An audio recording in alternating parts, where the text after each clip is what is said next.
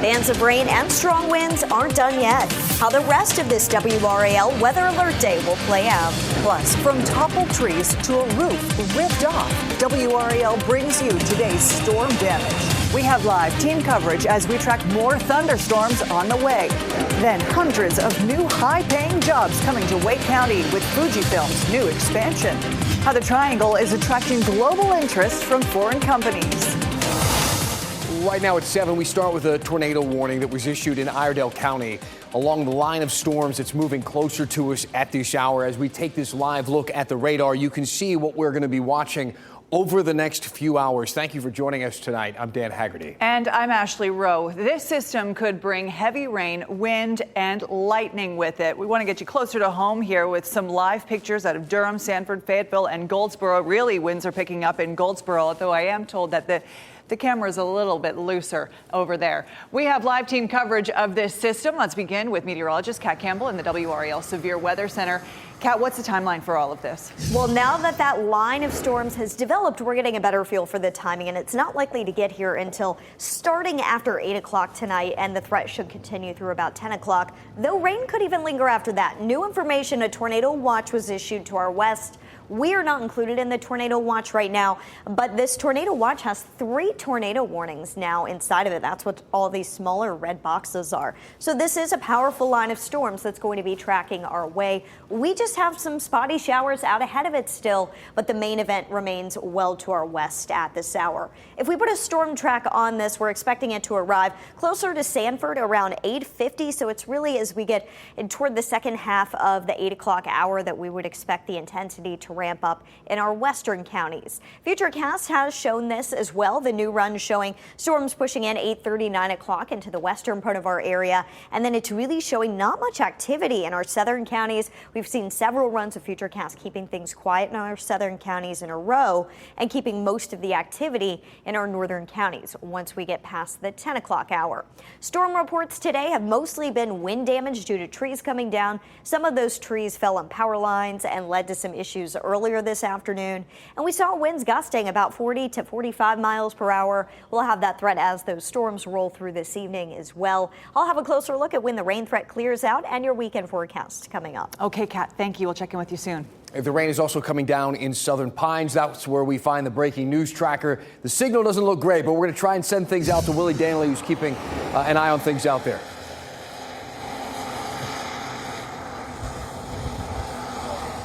Well, Dan, as you can see behind me, it's very wet outside. I'm standing here in Southern Pines. You can look here. This is old U.S. Highway 1. This road is very wet. Just a few minutes ago, we got stuck in a pretty heavy downpour, but it only lasted a few minutes. Like I said, the rain has been pretty off and on. We have seen some high winds as we've been driving through this area, knocking some branches off trees. Nothing crazy, but definitely worth mentioning. And this rain, as I said, is keep going on and off. So we're going to continue to follow this and stay outside and keep you updated with the weather. Back to you. All right, Willie in Southern Pines, thank you. Let's check in with the live center now. Yeah, Dan, we can actually show you where you might see some of that wet pavement. So down there in Southern Pines where Willie is, up here along US 1, 2 into Chatham County. Wake County were pretty dry for the most part, except a little bit out to the eastern part of the county. This is US 1 in Cary, right by the Crossroads Shopping Center. You can see dry pavement and everything's moving along just fine there. Some of it is the wind, though, you need to worry about. You can see this camera here on I-40 at 540 near the airport bobbing up and down. So hold on tight to the steering wheel, even if you see that dry pavement. If you are heading to the airport, check in with your flights. 98 delays so far today, 4 cancellations right now at RDU. Matt, thank you. Parts of the Triangle saw some damage earlier today. Trees fell on power lines in a 5 Points neighborhood, causing an after-school program to cancel today. It happened at Reeves Drive and Hudson Street. The large branch took out power lines, knocked out electricity to over 200 homes in the area, including a church. That's where Loaves and Fishes holds their after-school program. They canceled because of the outage, but worked with families to make sure that kids got home from school. We take a live look now downtown Sanford. A lot of strong wind in this area blew down several trees in Sanford, forcing thousands in Lee County to be without power for multiple hours. Been a long day. Crews spent the morning clearing a tree there on Hawkins Avenue. You can see it resting on power lines. Didn't damage homes, though, which is good news. Around the corner, a giant oak tree was no match for the wind. Part of it fell on a house that was under it, and a burst of wind, as you see here at the auto sales lot on Main Street, blowing the roof off. Workers across the street saw it happen. It was like really windy. It was like raining a little bit, and out of nowhere, I just happened to look out the window, and I could literally just see the whole roof just flew up. It flew up and it hit the road. And only the road, which was good. About 2,000 students from Lee County schools were without power for several hours today. Students being sent home early at noon because of all of this weather. Make sure to download that WRAL weather app. You want to have this with the notifications turned on. You can keep an eye on the radar and get the latest forecast. The app is free to download. An already massive footprint is growing in Holly Springs. Japanese biotech company Fujifilm Diosynth is nearly doubling the number of jobs to more than 600 and increasing its investment by over $1 billion. WRAL's NC Capital team broke this news last night. Now at 7 o'clock, Sean Gallagher shows us how the Triangle has become a target for foreign business. It may not look like much now, but this facility is looking to be the epicenter of vaccine manufacturing in the world. But the expansion of Fujifilm Diosynth is representative of much more to the Triangle.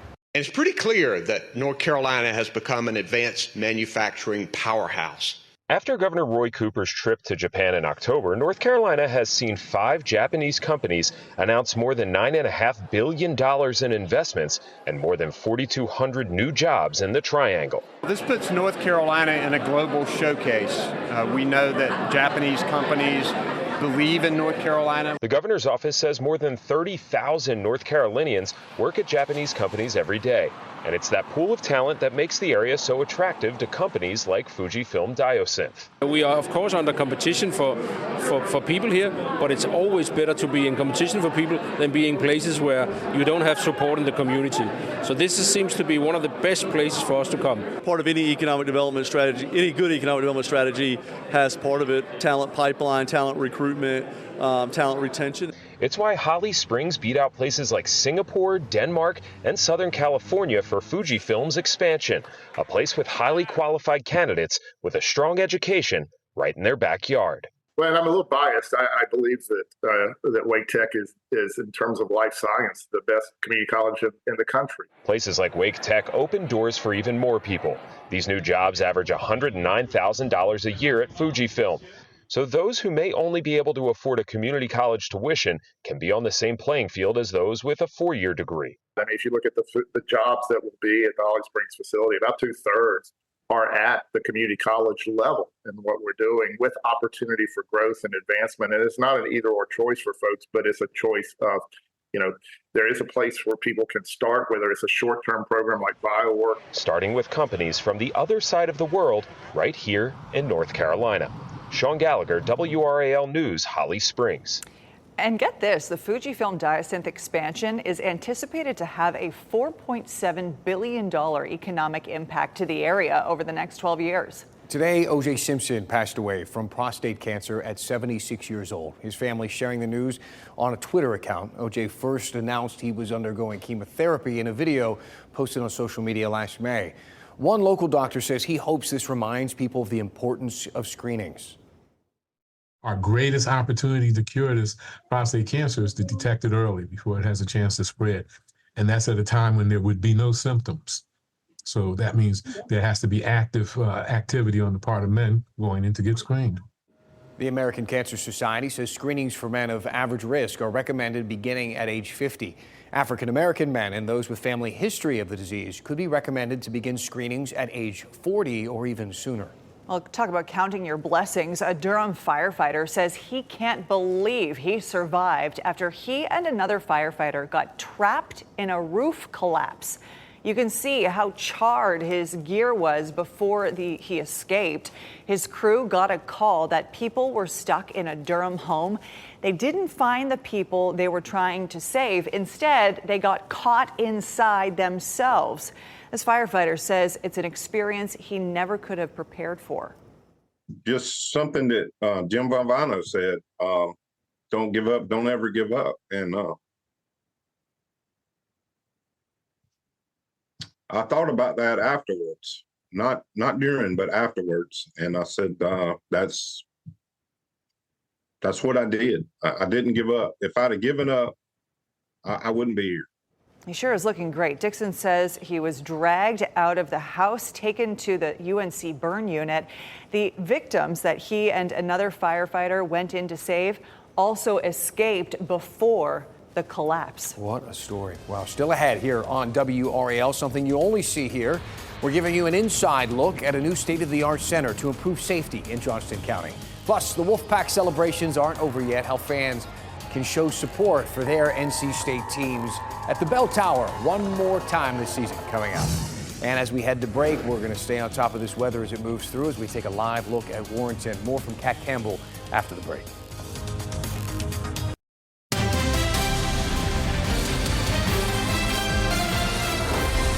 Only on WRAL, we are getting the very first inside look at Johnston County's new public safety center and jail. WRAL's Chelsea Donovan shows us the state-of-the-art technology emergency services are using. So in this building, we are walking into the future of public safety in Johnston County. The building that we moved out of, we were just overcrowded. We had used every office in the building except for the break room and the bathroom. This massive $17 million building recently completed off of Highway 70 Business combines emergency services operations under one roof.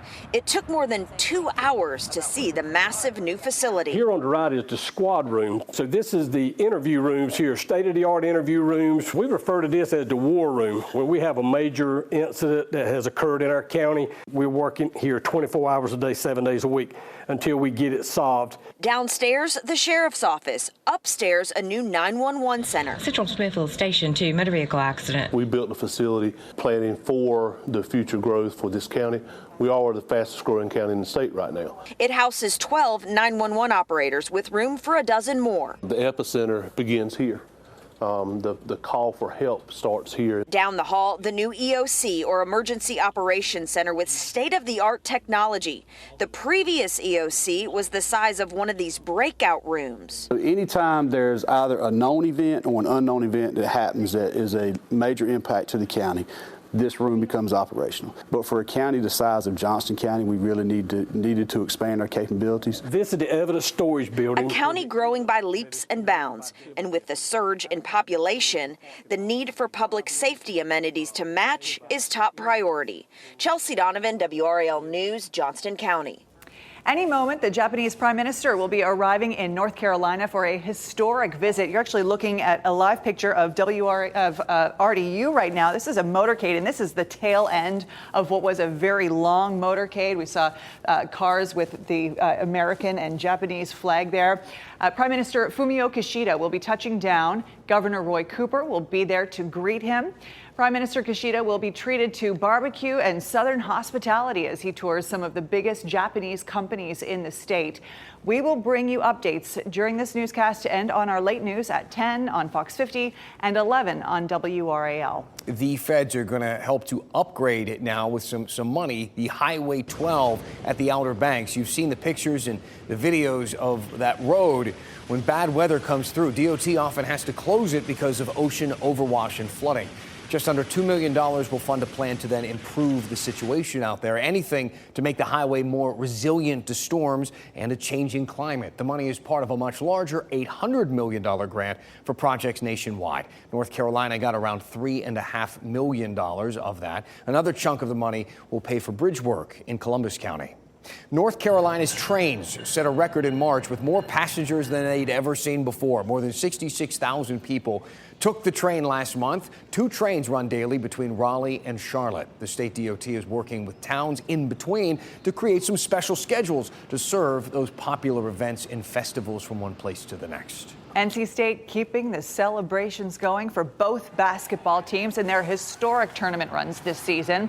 On Monday night, the university is hosting a party at the Bell Tower for players and fans. Both Wolfpack teams will be there with coaches Kevin Keats and Wes Moore.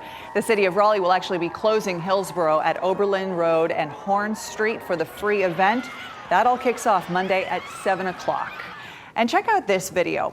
This is the moment an 8th grader wrangled a swarm of bees outside of Rocky Mount Academy. They had become a problem here. Caitlin Boone has been beekeeping as a hobby since she was 9 years old. Today, she has her own hives and is teaching people about what makes bees so special. It's really fun and interesting, and there's so many new things that I learned, and it's really fun to share information with everybody else, and it's something cool. Like, not a lot of people do beekeeping my age, so it's really fun to share with my peers. It is cool. Boone sells honey from her hives. We've got information on our website, WRAL.com, if you want to get your hands on some. We've got some nasty weather headed our way that's been creating some problems out to the west, even a tornado on the ground. Meteorologist Kat Campbell joining us now as we watch the system move our way. And I told you about the tornado warnings off to our west at western North Carolina at the top of the newscast. We now have a confirmed tornado on the ground, and this is near Elkin. I've been there many times, Elkin near North Wilkesboro, and it is headed off to the north and east. It'll eventually cross into southern Virginia, but I just want to show you, this environment to our west is ripe for these severe storms and even tornadoes to develop. And the red box here, that's the tornado watch. We're not included in any tornado watches or warnings at the moment. We'll continue to watch this line of storms as it closes in on us. We do have one thing working in our favor, and that's the fact that these storms are not going to get here until after sunset, so the atmosphere is a bit more energized to our west. We have some showers moving through right now, so there is some rain out there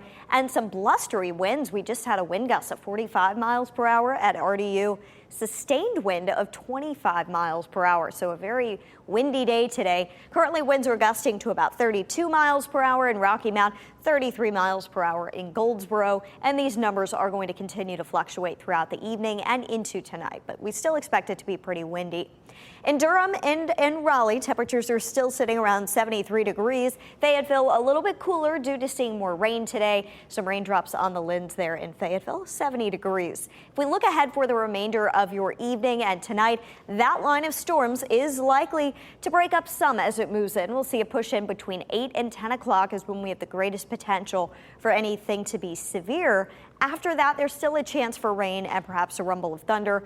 Less likely that it would be severe, though, after that. We'll start to dry out after midnight, and then overnight, the clouds are likely to clear. You should wake up to some sunshine early in the day tomorrow. Ends up being a beautiful, blustery start to your Friday. Still windy tomorrow. Throughout the daytime hours will be dry, but as we get into tomorrow evening, we see the upper level energy with this system swing through. So these are going to be very quick showers. They blow through pretty fast, but you could see a brief downpour, perhaps a rumble of thunder around dinner time tomorrow evening. And we'll watch that for you throughout the evening, but we're not expecting it to be as big of a deal as today. 71 for the high tomorrow, still quite windy. Once we get to the weekend, we are nice and dry with lots of sunshine expected. 73 Saturday, 83 on Sunday. It's a great weekend to make some outdoor plans. Tomorrow, if you need to get something done, do it in the morning. It'll be the time to go out for your dog walk, your jog, or run any errands. We've got dry weather and the sunshine, but by dinner time tomorrow, you may need to opt for an indoor reservation. Not everybody is going to see a storm at this hour, but this is pretty much the best chance of any rain that you would see tomorrow. Looking ahead past tomorrow, check out these numbers. We cool down briefly behind the cold front that passes tonight, but not for long. We're going to be right back in the 80s starting Sunday, and next week looking exceptionally warm. High temperatures climb into the upper 80s. It'll feel a bit more humid. Our average first 90-degree day is in mid-May, early to mid-May. I did look back at the record books. The earliest we've ever hit 90, though, was in March. I think it was March 12th, so no way we're going to break that record this year. Open the pools, that's what I say. I agree. Thanks, Kat. If you need some inspiration for your spring garden or maybe a bathroom renovation, you might want to head to a home show in our area this weekend. We've got details coming up. And as we head to break, we are taking a live look at Durham. Look at those billowy clouds above. We'll be right back.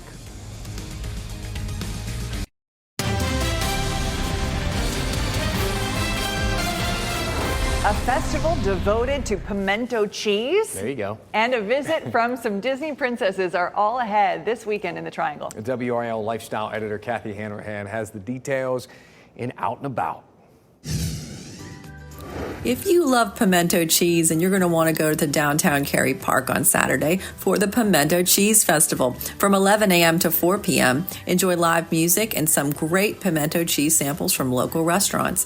There is also a pimento cheese sculpting contest. On Sunday, head over to Durham for a food truck rodeo at Central Park. From noon to 4 p.m., there will be more than 50 vendors on site. Face painting, a DJ, and inflatables make this a great family-friendly pick. Admission is free. Also Sunday, here's some classic songs during Disney Princess, the concert at Durham Performing Arts Center. The show will feature some of your favorite princesses performing Disney classics from Moana, Frozen, and more. Tickets are still available. These are just a few ways to get out and about this weekend. Kathy Hanrahan, WRAL News. There's also the Southern Ideal Home Show that returns to the State Fairgrounds this weekend. I know you're excited about this one. I am. I'd check it out. This event brings hundreds of home improvement experts and vendors together in one place. You can get advice from the pros, get inspiration for your home. Celebrity guests Dave and Jenny Mars from HGTV's From Fixer to Fabulous will be there. It's all happening in the Jim Graham Building and Exposition Center tomorrow through Sunday. Teachers, nurses, veterans, and active duty military get in for free. Why is everything that you want to do to your house so expensive, though? You ever wonder about that? Don't even get me started. It's so expensive. I know, especially right now. Well, maybe you can get some deals over there or learn how to do it yourself. At the very least, you can find experts willing to give you some good advice, which you know, that can be tough to come by anyway. You show up with your notebook. There you go. Yeah. All right. Thanks for making WRAL your choice for local news. Our next newscast is at 10 o'clock on Fox 50 and 11 on WRAL. We'll keep watching the weather for you as it moves our way. Keep checking WRAL.com for updates. We'll see you later tonight.